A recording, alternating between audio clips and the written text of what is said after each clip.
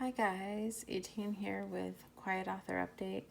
I've had a slower week this week, just a lot going on, but I've worked on, I think, 2 spreads. So in the children's book world, a spread is a left and a right page. So I finished this one, which is the little boy, Georgie, handing his mom's purse to him, saying like, well, I'll be here, Mom, I'll rest up today, and you better get to work. So he has his Gumby arm just trying to sort of push her out the door so he can stay home and just have some fun.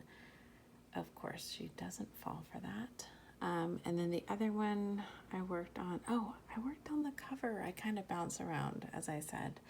This is going to be the cover.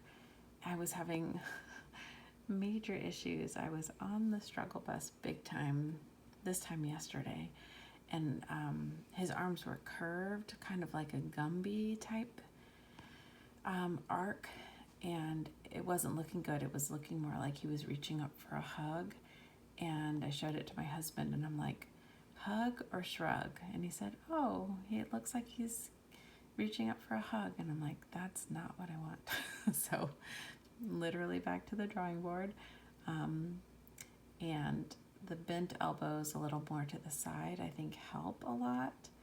And I really like how this turned out now. So I think this will be the cover. I figure keep it really simple because the title is so long. So sorry, nope, nuh-uh, no way, I cannot go to school today. So when I send this in, I believe to Book Baby is who I'm gonna use this time for printing, marketing, distributing, and formatting. I hope they can have fun with all that white space for coming up with something fun for the title treatment. We shall see. And the other thing I worked on today that is not finished yet is this last picture. You would not believe how much I struggled with Mom's lips, but basically, can I focus? Can I focus? Sort of. I'm trying to have her blow her son a kiss. And at first she looked like she had just giant fish lips. I could not figure it out. So anyway, the hearts are gonna float across. I don't have Georgie there yet, but I have some of the other kids from the Rhyme Time twins that I'm using for this story as well. And Georgie will be right around here. I might do sort of Gumby arms to embrace that heart, or maybe he'll just have normal arms to embrace the heart because he doesn't need to be Gumby anymore because he's safe and happy at school. That's kind of the moral. So that's that. Let's see if I can, again, I don't know how to flip this, so right now I hope I'm centered. I'm just talking to the back of my phone, the phone case. So I can't see a thing. Hopefully you got me here. But let's see, what else was I thinking about?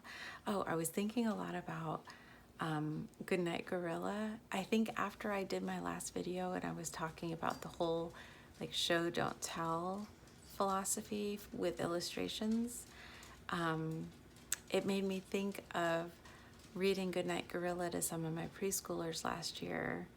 And it's such a short book, and I know so many parents kind of find it annoying because there are not a lot of words, and so they have to sort of ad-lib, which I guess when you're reading a goodnight book, a lot of us just don't have the mental capacity to do.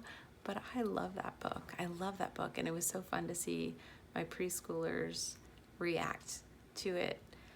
And I learned from watching them so much that I never caught when I was reading it to my girls.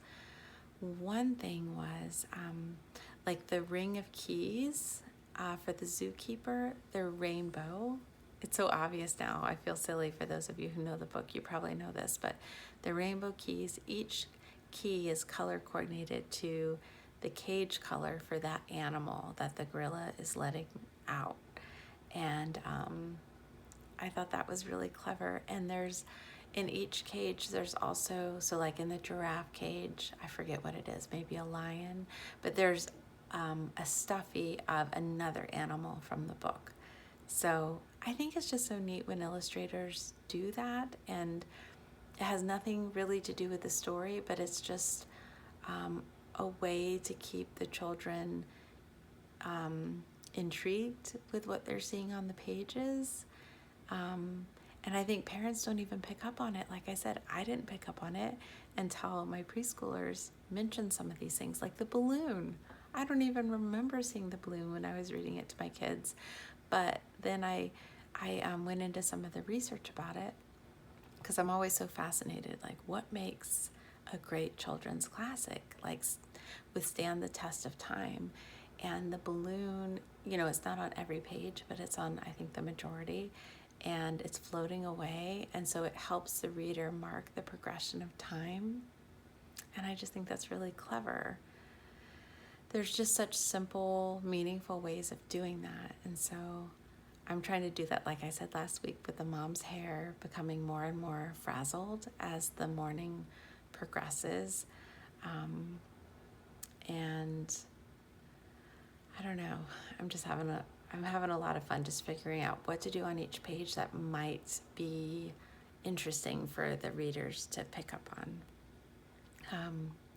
And then, like I said, I think I said in one of the videos that I wasn't going to harp on the fact that sounds so funny, but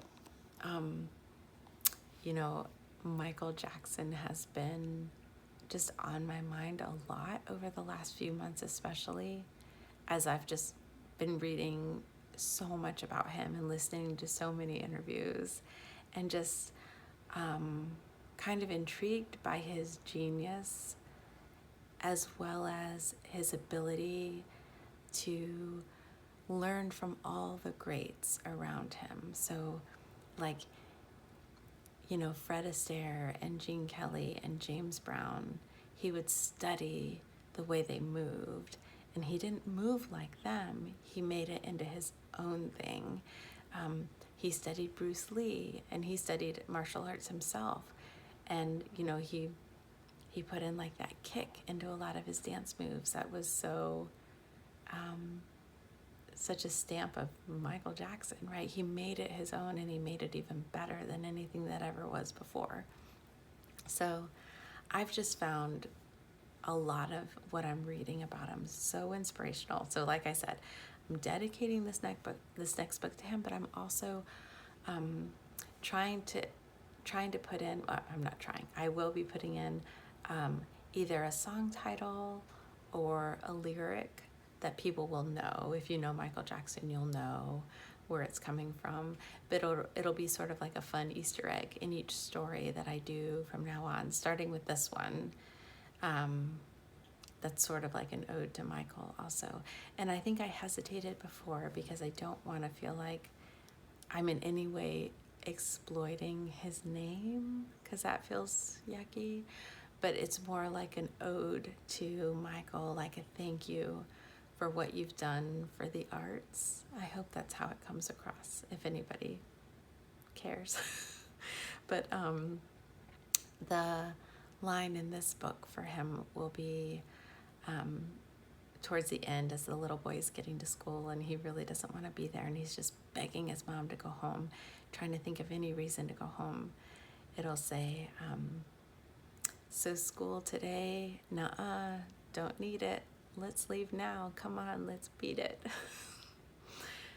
I don't know. Maybe that's just my own way of having fun with it, but I hope some others can find a little levity with that.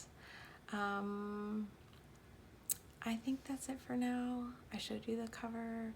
I have 2 more illustrations I'm working on. I think the last one where I'm picturing him sort of hiding behind his mom's legs outside of the classroom, and his neck will be the Gumby limb for that picture, and he'll be looking into the classroom and seeing all the fun things they're doing. And that's going to be what kind of changes his mind, like, oh, maybe I can stay today after all.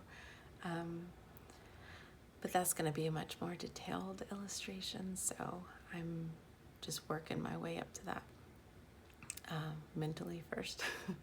But, oh, also something really fun that I think any Michael Jackson fan would know, but I just learned, somehow I missed this, but I think it's on my mind because I'm taking my refresher for first aid CPR this week for preschool.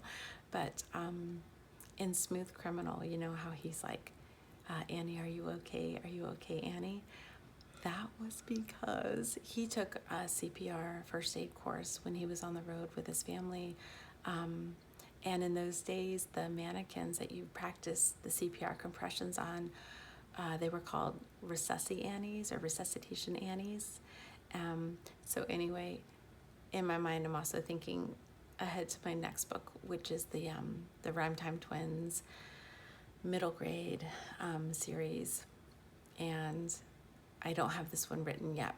I have the first one written, but the next one will have a new friend named Annie. And at one point, I think my lyric for Michael Jackson for that book will be, something happens where he has to be, Annie, are you okay? Are you okay, Annie? This is just how I entertain myself, guys. What can I say? Hope you guys are having a good week. I hope this is centered in recording right now. We'll see. Thanks. Bye.